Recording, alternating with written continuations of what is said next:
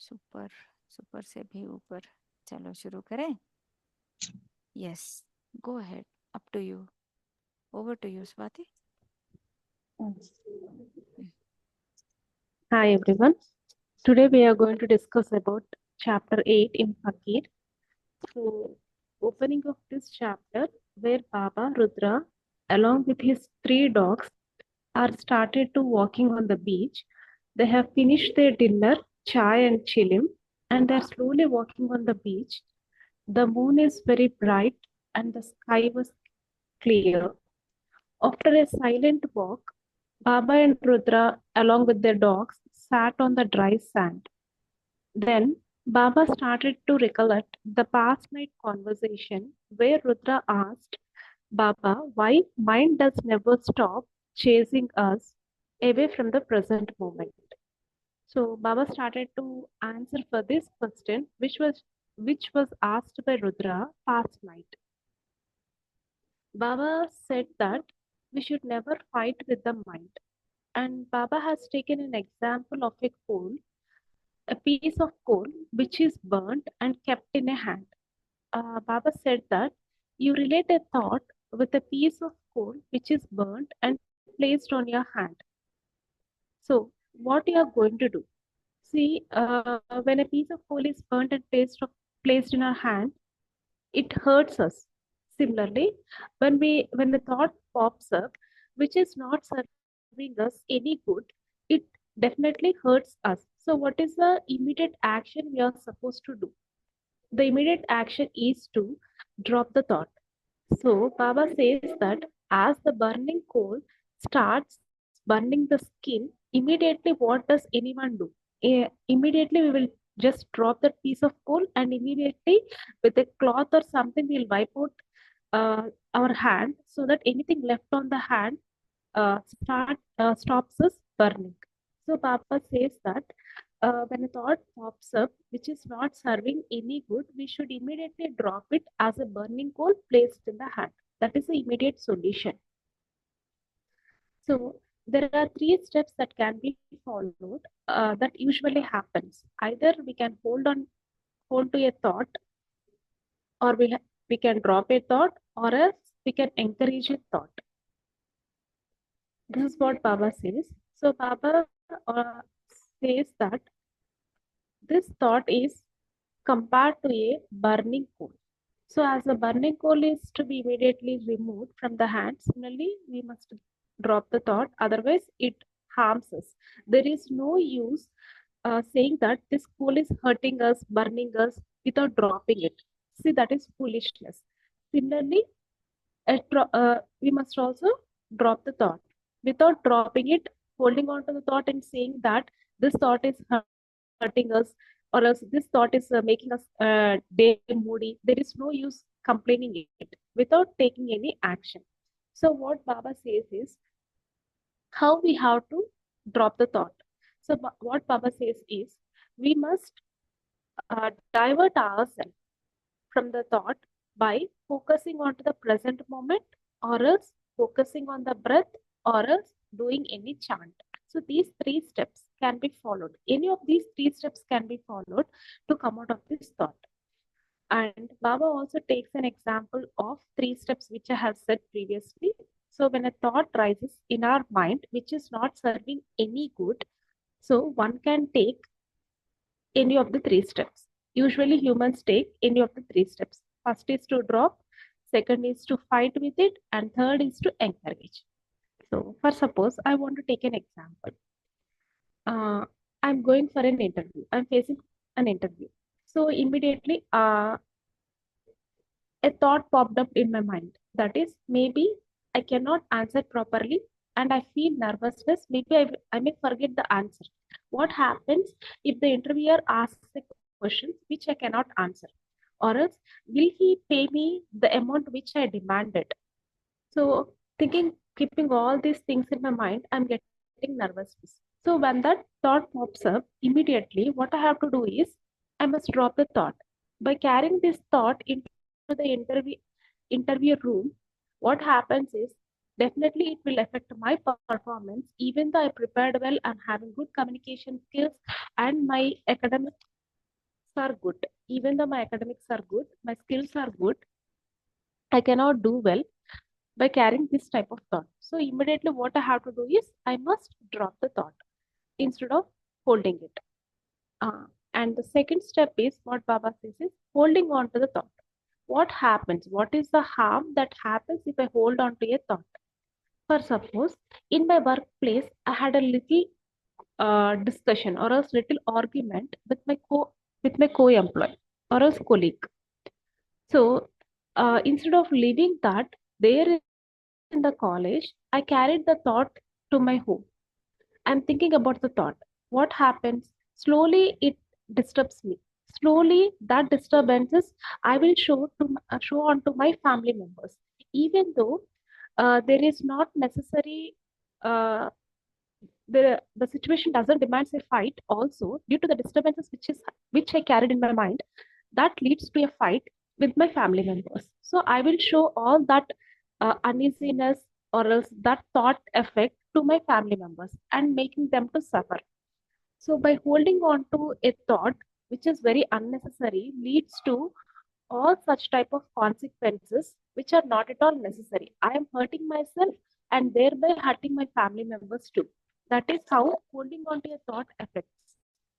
And the third step is Baba says that we are encouraging the thought. How we are encouraging the thought? See that a piece of coal is placed on the hand. Instead of dropping the thought, I'm holding on to the coal. Okay. And that is the second step. What I said is holding on to the coal. And third one is encouraging. How I'm encouraging? I place the coal on my hand and also I on a fire. I on a fan. What happens with that air? This fire, this starts to burn more and very quickly it starts to burn my entire palm. So that is how we are encouraging the thought. So what happens is, take an example here, same is the case. For suppose I sat, I'm having no work, ideally I sat, but my mind is not idle. It digged a thought from my past. So I picked a thought from my past and thinking, what I'm thinking is I'm regretting for that decision in my past. Maybe it happened 1 or 2 years back. Uh, I just dropped an opportunity to go into a particular organization. So because of that thing, all these consequences happened. Now I am struggling like this because of that past.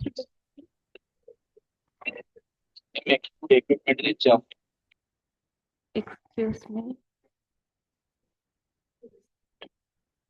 Mm.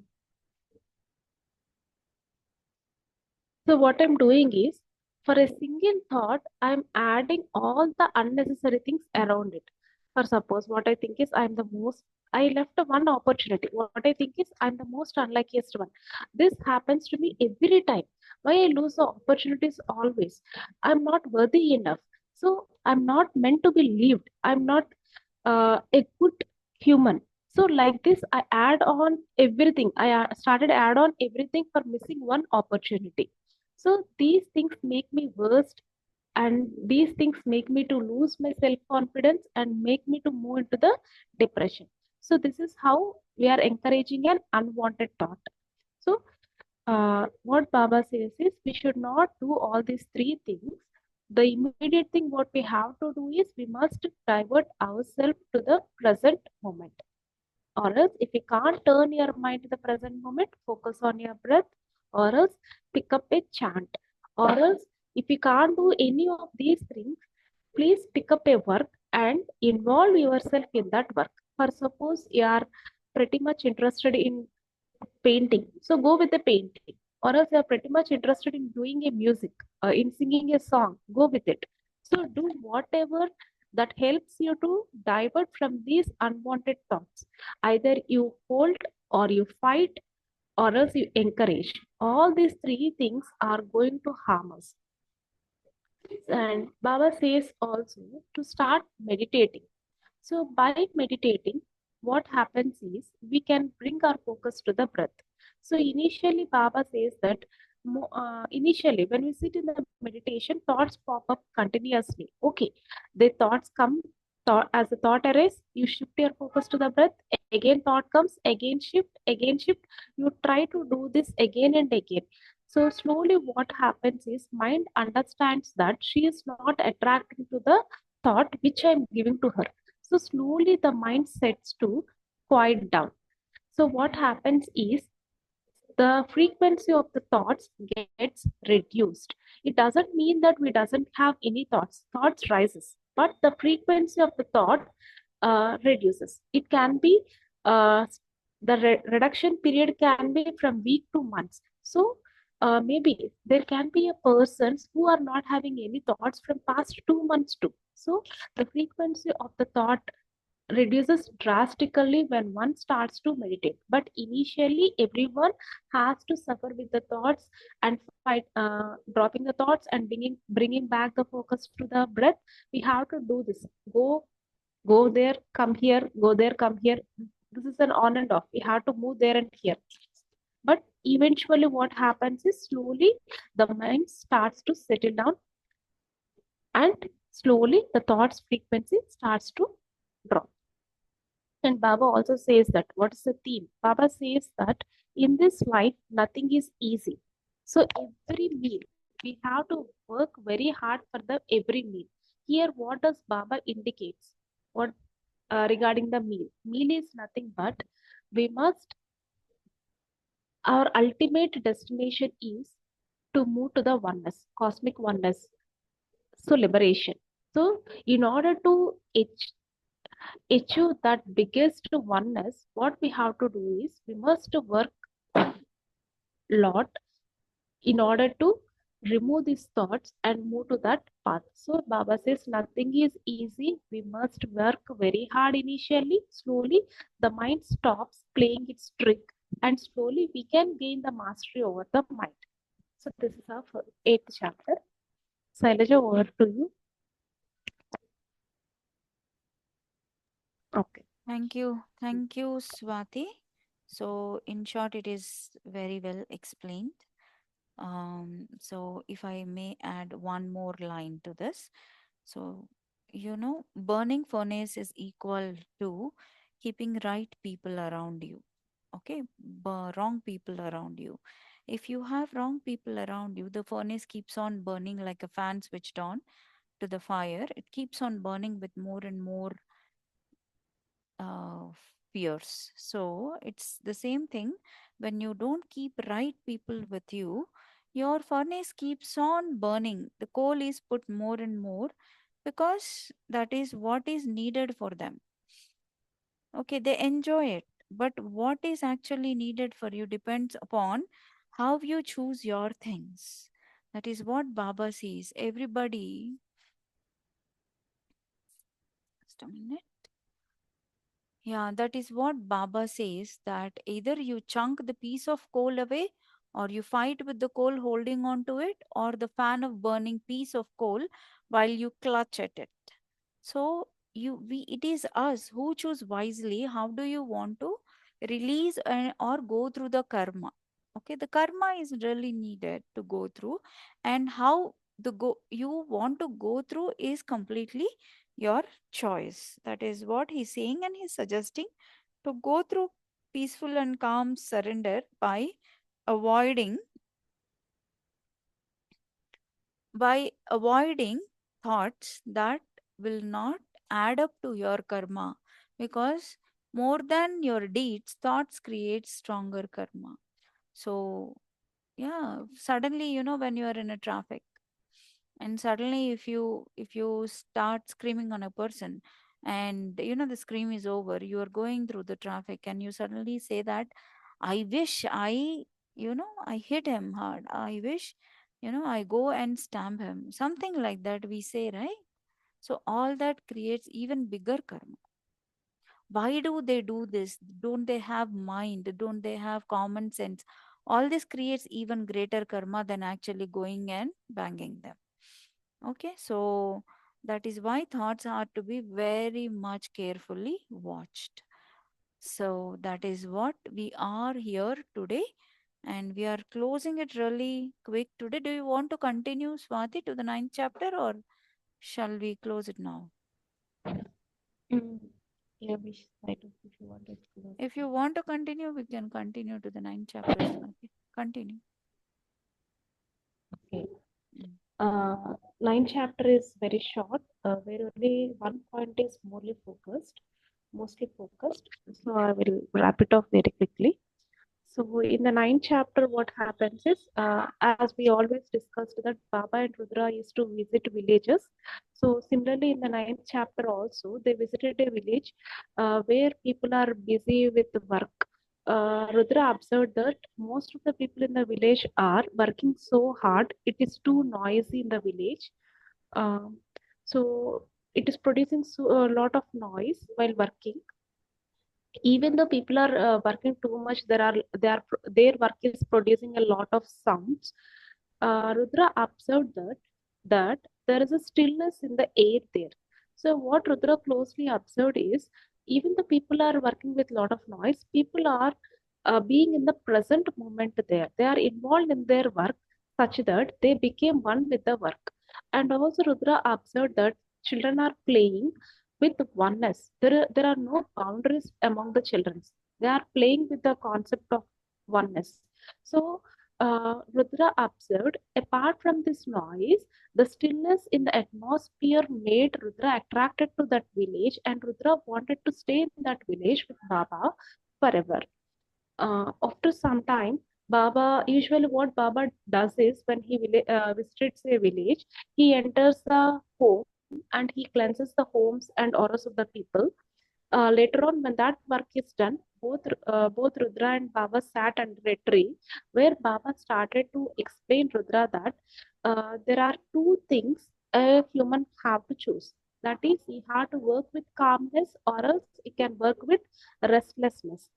So Baba says that we must be calm in any moment. By being calm, we can handle every situation in a positive manner. And Baba also says that when we are going with calmness, we will be observing a harmony between our spiritual as well as materialistic as well as intellectual. So among everything, every of our priorities means I want to evolve spiritually. At the same time, I also want a best materialistic life, like a best partner, good finances, good health. So in order to bring, and also I want a identity in the society for my talent. Maybe I want to become a best dancer, best musician. So what might be it is, in order to bring harmony among all these things, one must go with a calm mind. When we are going with a calm mind, definitely a harmony is developed among all these things. What Baba also says is that how can one achieve this calmness? So one can achieve this calmness from the inquiry. What is the inquiry we are supposed to do? Who am I? This is very important question, which is started from the very beginning chapters itself. So from the inquiry of who am I, and also being aware of what we are doing, what we are thinking, what our actions are, and what our thoughts are. So, by checking all these things, uh, these will help us to stay calm always. And also, Baba says that the quality of the breath decides the quality of our thought, and the quality of the thought decides the quality of our words, and the quality of the words decides the actions, and thereby the karma. So everything is interlinked. So in order to achieve good karma, one must be always in a calm and composed manner. In order to be calm and composed manner, the only one thing what we have to do is who am I, and what do I want to be, and where do I want to reach. So the three questions: who am I, what do I want to do, and where do I want to reach. So these three questions are very, very important. As I said previously, if I entered a home by carrying some disturbance from my workplace, definitely that disturbance will reflect in my home environment. Definitely, I'm not going to give any peaceful answers to any of my family members, and I will be disturbing in a very fraction of second for very small things. I will get triggered or irritated very quickly, often thereby hurting someone, and I myself adding some karma to me. So In order to avoid all these things, restlessness things, what I have to do is I must be in a calm state.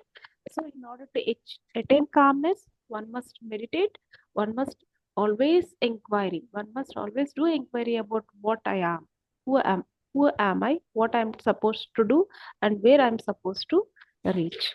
So, this is the theme of the ninth chapter. Calmness leads to further stillness. So, what is the meaning of this statement? See, when I'm calm, I can easily identify that even though someone is trying to trigger me, I will not get triggered because the calmness is within me, the peace is within me. That will not let me to trigger very easily. So thereby, I will act in full awareness. I will respond in full awareness, thereby not grabbing any of the karma, any of their karmas, or my I doesn't add anything to my bag. So being calm leads to further stillness means that I doesn't involve in any further fights, even though that is triggering me. As peace is within me, I radiate peace.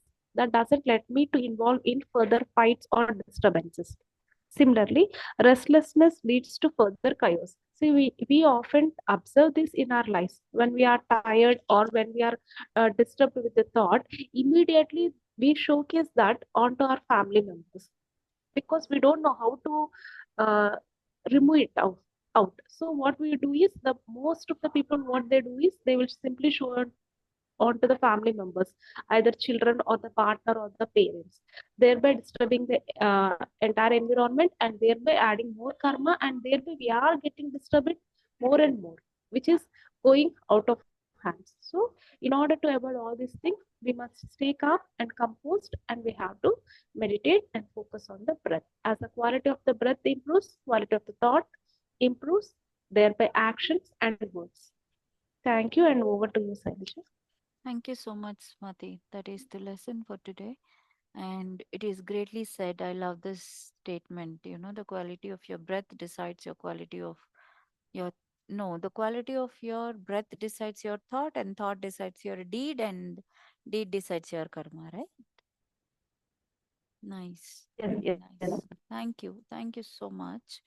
So,